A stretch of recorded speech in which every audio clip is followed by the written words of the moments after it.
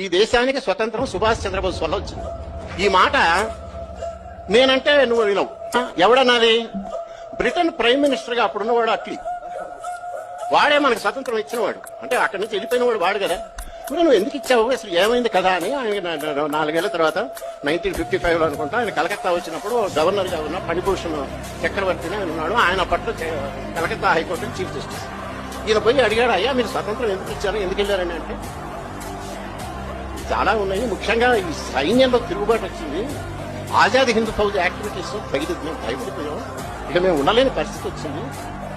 అందుకని వెళ్ళిపోవాల్సింది. ప్రధానంగా Subhash Chandra Bose active and INA Indian national army activities వల్ల. ఆయన రెండో క్వశ్చన్ అడిగాడు, మరి Gandhi what is the impact of Gandhi అన్నాడు. ఈయన బ్రిటిష్ ప్రైమ్ మినిస్టర్ గారు అన్నాడు, ఒక వెటకారంగా నవ్వి మినిమల్